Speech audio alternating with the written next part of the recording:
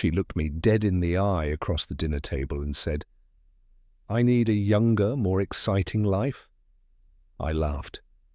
I thought it was one of her jokes, the kind she used to make when we'd talk about getting old together.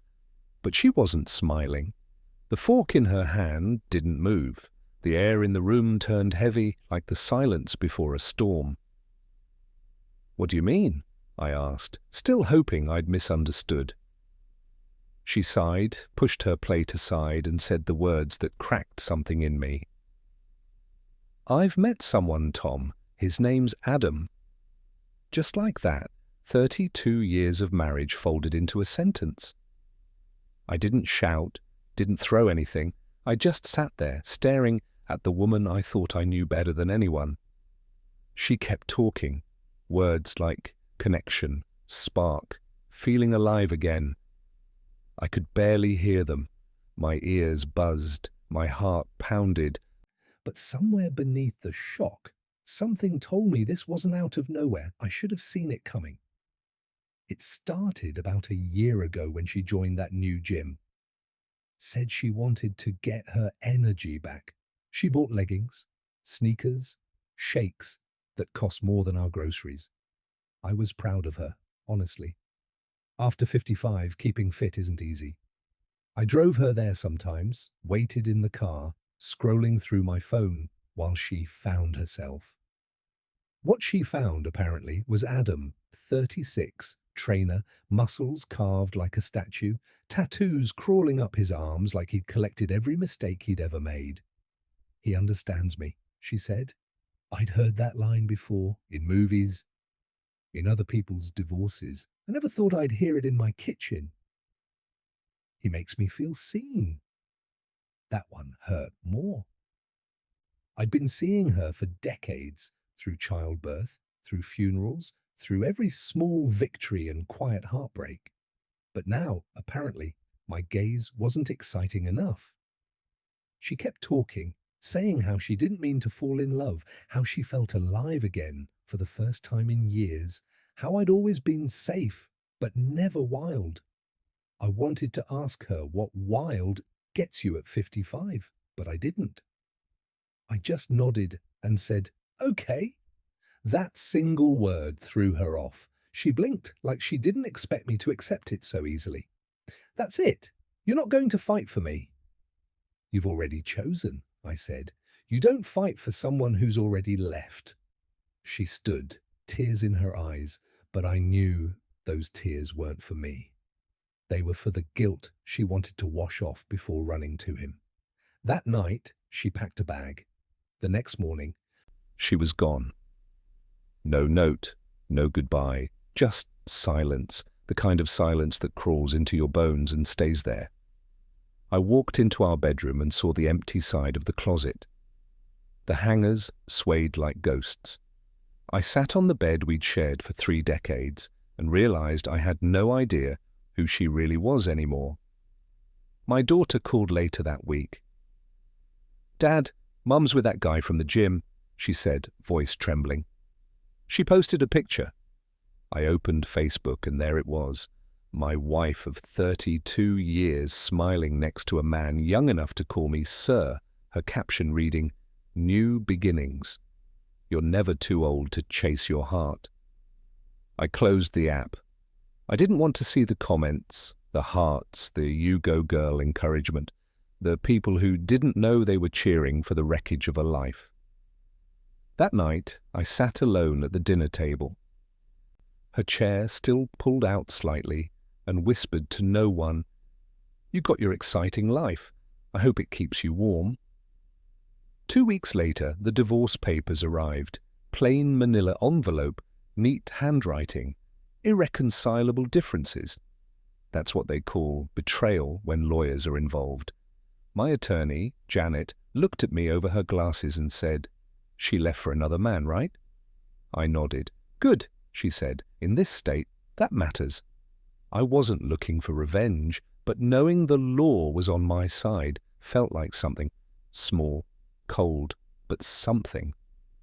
Meanwhile, she was living her best life. Pictures everywhere, her and Adam hiking, drinking green smoothies, doing sunrise yoga, Hashtags like new energy, rebirth, self-love. My daughter, 28, sent them to me, angry. She's lost it, she said. My son, 25, was more blunt. Let her burn. She'll learn. I tried to ignore it all, focus on my routines, work, coffee, sleep, repeat. But every time I passed the gym, I wondered if they were inside laughing at me. Then, out of nowhere, she texted me. We should talk. Against my better judgment, I agreed. We met at a cafe we used to go to on Sundays. She looked different, fit, glowing, hair dyed lighter. The kind of glow that comes from adrenaline, not happiness. You look well, I said flatly. She smiled. Adam's been good for me. He challenges me. Good, I said. You always like challenges. She hesitated. Tom, I don't want us to be enemies. We're not enemies, I said. Enemies care, we're strangers now. That stung her. I could see it. She stirred her coffee like she was searching for the right words. He's younger, yes, but he sees me. He makes me feel alive. You said that already, I replied. You said the same thing about pottery class in 2012. She sighed. You've always used sarcasm as armor. And you've always confused attention for love, I said. Her eyes filled with tears, but I didn't soften. She'd chosen her story. I was just an unwanted character now. We left without hugging, without even shaking hands. A month later, my lawyer called. You'll like this, she said. Your wife's boyfriend just got fired from the gym for sleeping with multiple clients. I laughed for the first time in months. You're kidding. No, I have screenshots. He was bragging about it in a private group chat. The irony was poetic. My wife left me for a man who treated commitment like cardio, quick, sweaty, forgettable. I didn't reach out. I didn't gloat.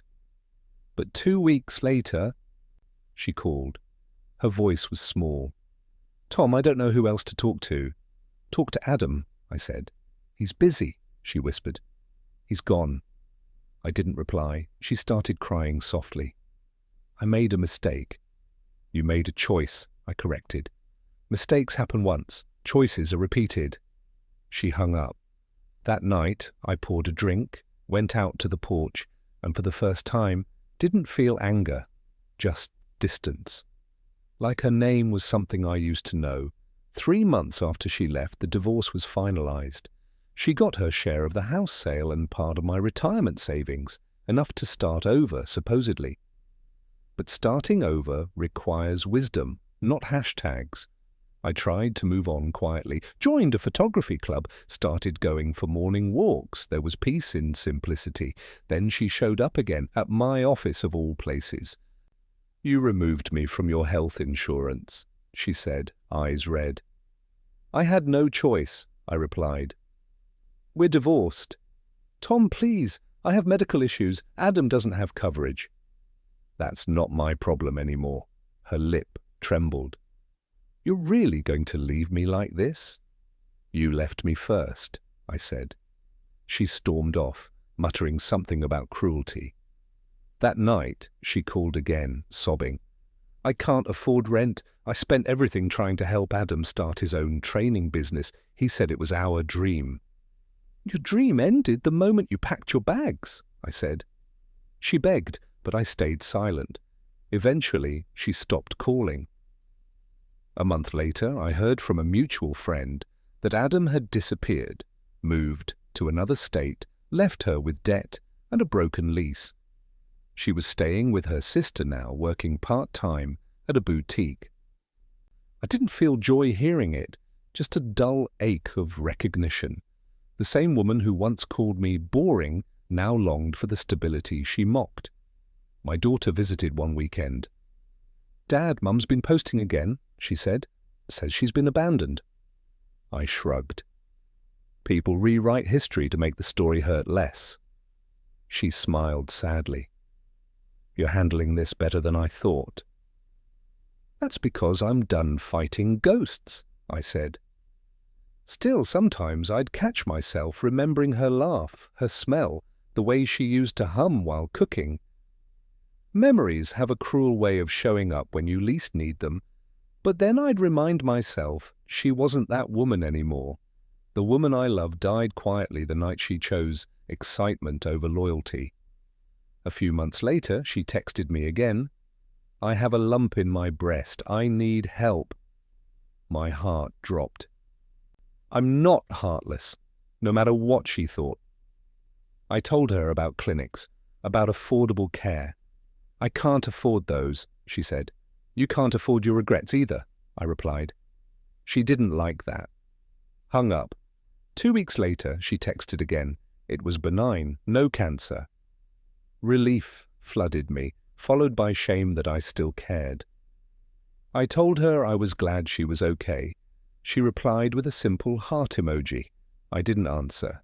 8 months after she left, I met someone. Her name was Patricia. 56, widow, calm in ways that felt like medicine. No drama, no secrets, just quiet kindness. We met through mutual friends and hit it off immediately.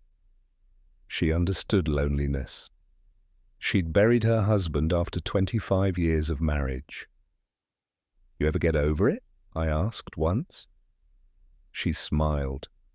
"No." "You just grow around it?" We started seeing each other regularly. Coffee, long walks, laughter that didn't feel forced. When my kids met her, they both said the same thing. "She's good for you, Dad." And she was. A year to the day after my wife left, Patricia and I married at the courthouse. Small ceremony, no spectacle, no filters, just peace. 2 weeks later, my ex showed up at my office. She didn't knock, just barged in. "You got married?" she asked, voice trembling. "Yes," I said. "Patricia's my wife now." "Already?" "It's been a year," I said. "You left, remember?" She looked at Patricia, who was sitting across from me, smiling politely. "You replaced me," she said bitterly. "You quit," Patricia replied calmly. "He just hired someone more committed." My ex stood there, eyes wet, mouth open, but no words came. "I need help," she whispered finally. "I'm scared, Tom. I have no one." "You had someone," I said. "You traded stability for excitement. This is the part they don't show in the movies." She started crying, but I didn't move. I'd done my grieving already. "Goodbye, Laura," I said softly. She left without looking back. That night I sat with Patricia on the porch watching the sun fade. "You okay?" she asked. "Better than ever," I said. She wanted excitement. She got it. Now I just want peace. Patricia smiled, leaned her head on my shoulder. "Peace looks good on you." I looked out at the sky, colors fading into night, and realized she was right. I'd spent years chasing the idea of what love used to be, but sometimes the greatest love story is learning when to stop trying to fix what someone else chose to break. And as I sat there, with the quiet hum of crickets and the warmth of a woman who stayed, I realized something simple, something freeing. Boring never looked so good.